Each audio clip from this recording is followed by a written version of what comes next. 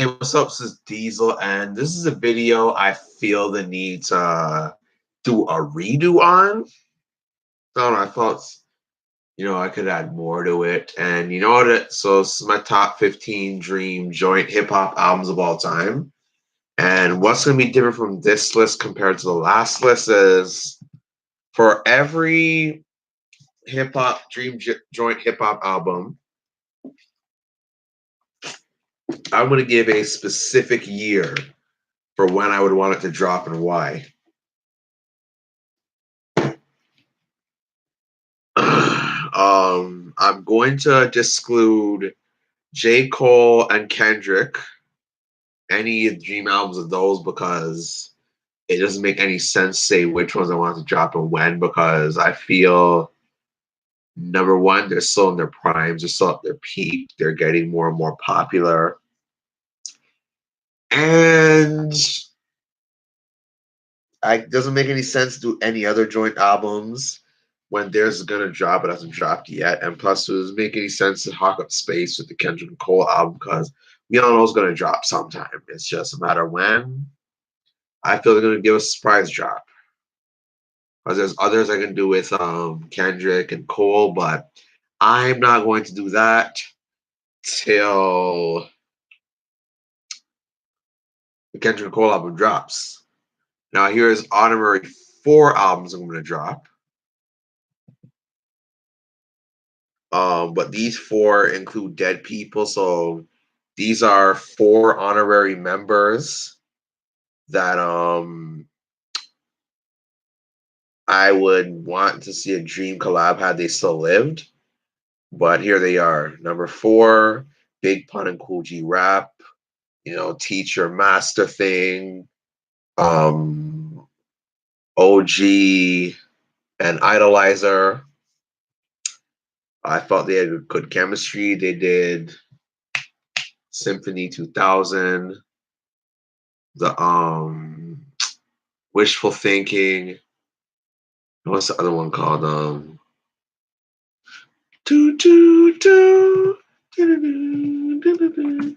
What's the other one called? Sorry, give me a sec. Yeah, Dramacide. So they did 3 songs together, and I thought they were all very good. Next one, number 2, The Commission with Biggie and Jay-Z. This was confirmed that was going to happen, but unfortunately Biggie passed away. And number 1, Biggie and Big Pun. I felt this could have been one banging ass twins chemistry. Also, to just throw it out there, Fat Joe's confirmed several times that Biggie and Fat Joe are set to a joint album.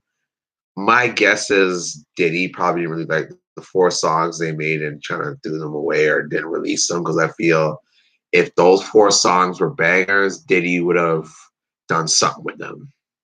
Now on to the real list. Coming at number 15, DMX, The Lox, and Mace. I don't know what it is, but I feel these 3 acts together just bring out the real hunger within each other, especially Mace. I feel The Lox, DMX really bring out the best in Mace.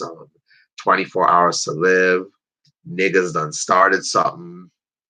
This could be one grimy ass album.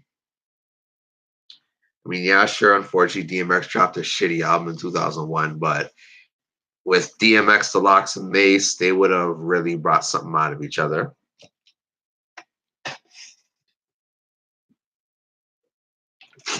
Number 14, Redman and Busta Rhymes in 2003. I think these two have excellent chemistry. The Goodness, the Flip Mode meets Def Squad. Both of them on the, what's that song from Pharaoh March? Get the Fuck Up song. What other song were they on? They were also on The Points. So they did about 4 things together that I know of so far. Have they done more? I don't know. Let me check that out quick. Let me see if they've done any more with each other. I know those 4 were sick.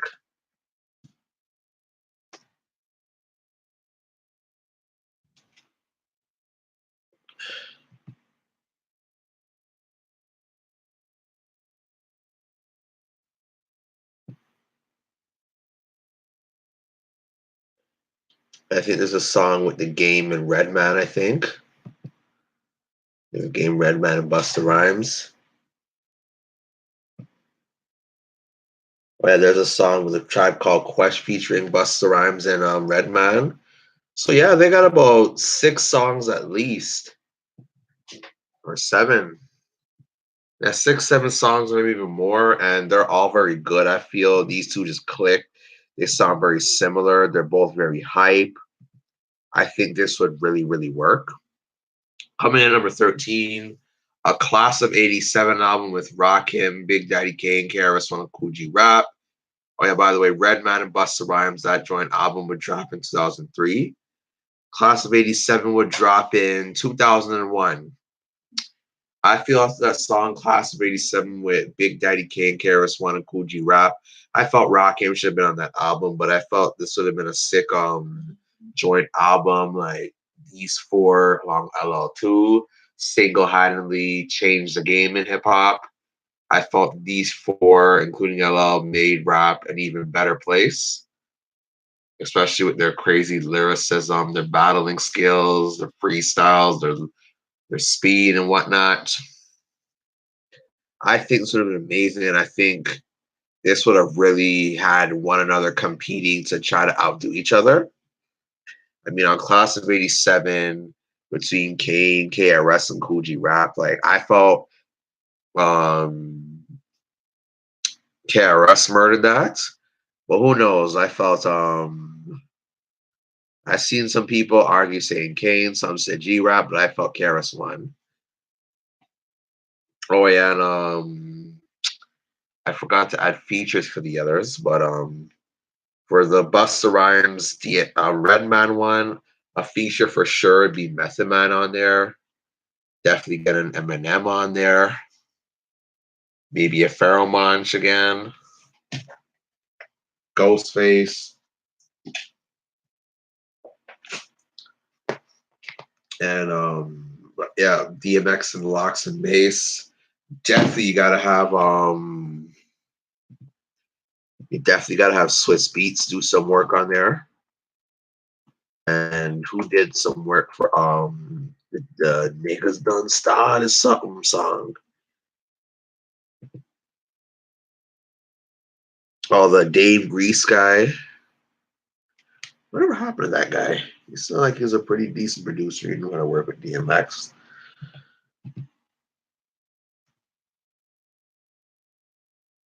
Yeah, definitely have DMX do some work on there. And let me see who did 24 Hours for Mace.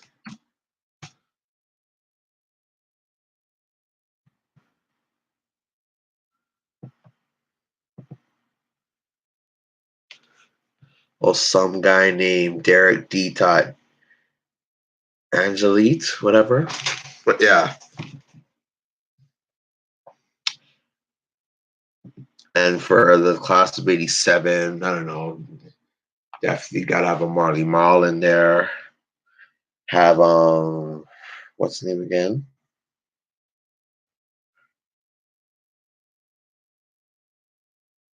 I forget his name right now. I can't even lie to you. But yeah. Class of '87, 2001. Coming in at number 12, Raekwon, Ghostface, and Capadonna. And I would have this drop in 2001. I really like these three guys' chemistry with each other.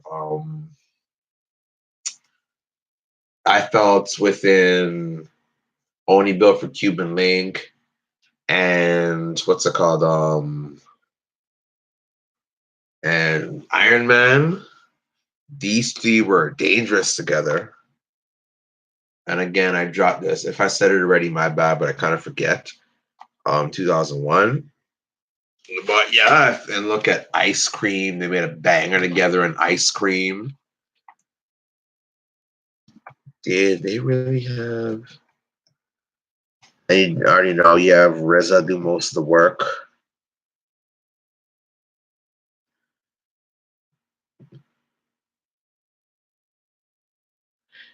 But like it's weird though.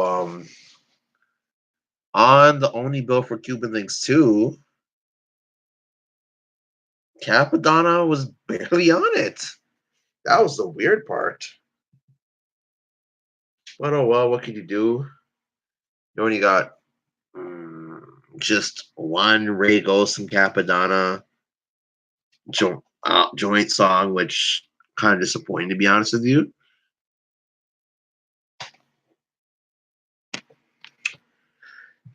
Um, yeah, I felt this was a missed opportunity. I felt they could have made a banger, absolutely, especially with Ghost still at his prime.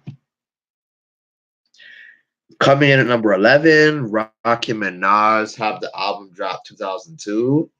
I would have this mainly produced by DJ Premier, either for all of it or majority of it.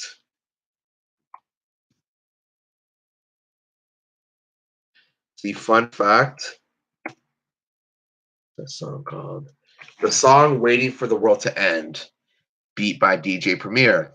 Nas was supposed to have that beat. Nas said, "I don't want that beat." Rakim took it. I thought Rakim and Nas would have been great on that beat. What's it called? New York State of Mind Part Two on Nas's I Am album. I felt Rakim would have been great on that. I felt Rakim would have been great on I Am. I felt Nas would have been great on When I Be on the Mic. And let's look at when they did get on Premier's beat. The New York State of Mind Part Three, I guess you could call it, with Alicia Keys on her album. Nas and Rakim did great together. The classic song Nas and Rakim did amazing together. I felt they had good chemistry, and I definitely wish that Nas and Rakim did work with each other on Premier's beats a lot earlier. And I think this would have been amazing. I really like their chemistry. I wish they did it earlier, but oh well, what can you do? It would have been nice if we could have got at least one in 95, 96. But oh well, what can you do? Now for my top 10. Now we're coming in number 10, Nas and Cool G Rap. I felt their chemistry was amazing. I loved Fast Life. Definitely one of my favorite Cool G Rap songs for sure. One of my favorite Nas chemistries. And people argue who killed it. I thought Nas killed it. Oh, when I had this album drop 2003, I feel Cool G Rap really brings out the best in Nas. I love that song Holla Back with Nas, AZ, and Cool G Rap. I definitely felt not Cool G Rap should have been on, not should have let Cool G Rap on the song where it goes, I made it like that. I wanted it like I live it like that. Oh, you whack MCs. What's that song called? Take It in Blood. I definitely felt Cool G Rap should have been on that. I definitely felt Cool G Rap should have done a little work on The Firm, that having Nas put him on there, but that was kind of on Nas. Oh, well, what can you do? Coming in at number 9, Nas and AZ. See, this should have really happened on the Firm album, where they should have had Nas and AZ on either all the album majority, but oh well, Nas chose not to do that. He only had 3 songs together, which was fucking stupid. Ugh. But yeah, their chemistry just amazing. They click. They don't have a bad song together. When would I have had this album drop? Again, 2003. But you know what? I still want to see this come out now. Coming in at number 8, Ja Rule, DMX, and Jay Z. A lot of people wanted this. Like, remember the whole magazine cover? They were in talks, but egos got in the way. This would have tore the game up. What more could I say? Coming in number 7, the Ragu album it should have happened in 1999 already. This is Ray and Ghost United. I've heard stories that Ray and Ghost wanted to do this album, but Riz didn't want to do it for some stupid apparent reason. But oh well, what can you do? We should have, like I said before, all I can say to this is we should have got this a long, long time ago.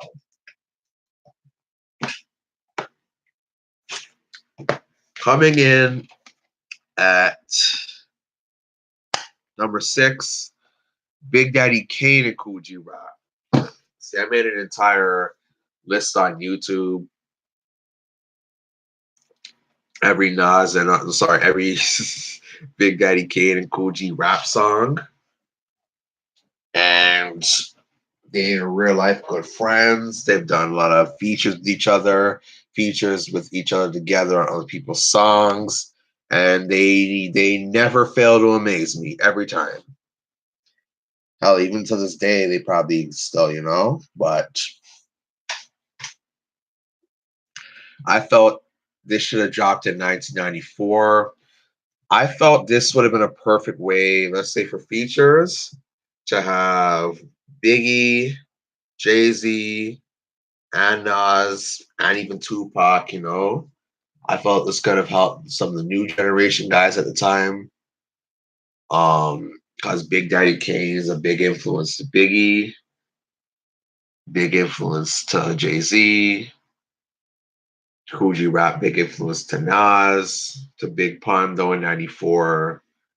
Big Pun, like he wasn't even heard of yet. I didn't even know Fat Joe knew him either.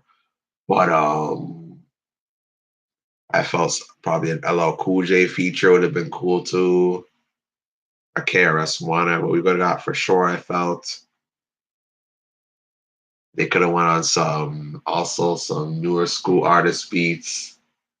I like number one with the Bullet. This goes back to the original Raw, where I felt Coogee Rap murdered Kane on that, in my opinion. This lyrical warfare back and forth. And again, every time they were both on a song together, they never failed to amaze me. Now coming in at my top 5. Coming in number 5, Snoop Dogg and Dr. Dre in 2002. Snoop Dogg explained why he doesn't like working with Dre, but you know what? Dre putting in the work to make Snoop Dogg go to work, it really helped. And whenever he's on a song, it just clicked.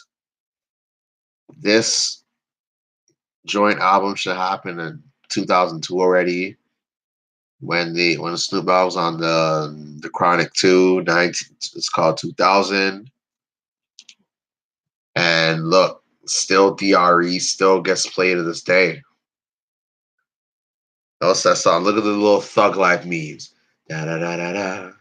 It's the motherfucking D-O-double-G. So just imagine what they could have done in 2002. I think that would have been platinum immediately. That would have sold several records. When Snoop Dogg was on the Chronic 2000, people were saying, "Oh, Dre and Snoop Dogg are back," but missed opportunity. Coming in number 4, Eminem and Dr. Dre in 2001. I felt it would have been perfect this year because Eminem just dropped the D12 album, and Eminem was so hungry as fuck during this period. This is Dre was Dre around the Chronic 2000 era again, and Dre and Eminem had amazing chemistry.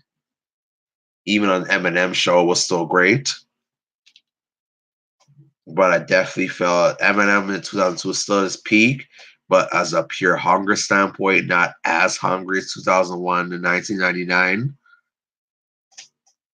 Coming in number 3, Dr. Dre and Ice Cube had released 2000. Kind of sad we never got the Dre and Cube album.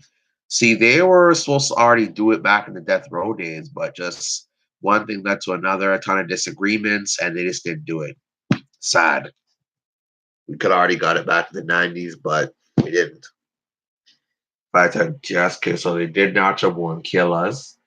They were to work on a whole album, it definitely would have dropped, I feel, definitely would have dropped in 1995. So that would have been amazing because this was before West Side Connection. But yeah, another missed opportunity that could have that was this close to happening, but for political reasons, it just didn't happen. Coming in number 2, A Tribe Called Quest and Outkast. and I picked 2006. This was supposed to happen in the mid 2000s, but Big Boy said it. Andre 3000 said it separately, but I don't know. It just didn't happen, and I felt it was somebody on the Tribe Called Quest side why it didn't happen. Somebody on the Tribe side why it didn't happen, and it was kind of sad that like even on the fucking last album that we got Q-Tip and Andre, but it was just Q-Tip and Andre. We didn't get Andre, Big Boy, Q-Tip, and Fife Dog. Very sad. Whatever. And then Andre said it like at the speech for Fife Dog that he was really upset that that album didn't get to happen before Fife Dog died. Another missed opportunity in hip hop. And my number one dream joint album of all time, Jay Z and Beanie Siegel in 2004.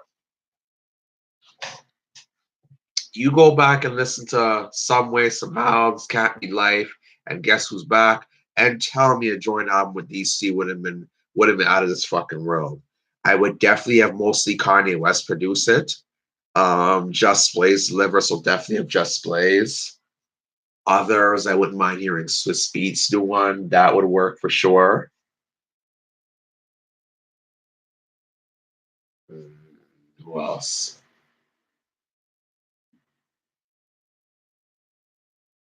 Maybe Rick Rubin could have worked. Pharrell, I definitely would have said do one, but for me, this would have been a classic for sure. But yeah, you guys let me know for whoever watching my rap videos. What are some of your dream joint albums of all time? Which one would have been a great idea? Which one do you disagree with? And if you can, let me know what year you would have want the dream album to joint. Sorry, the joint album to drop. Got a little tongue tied there.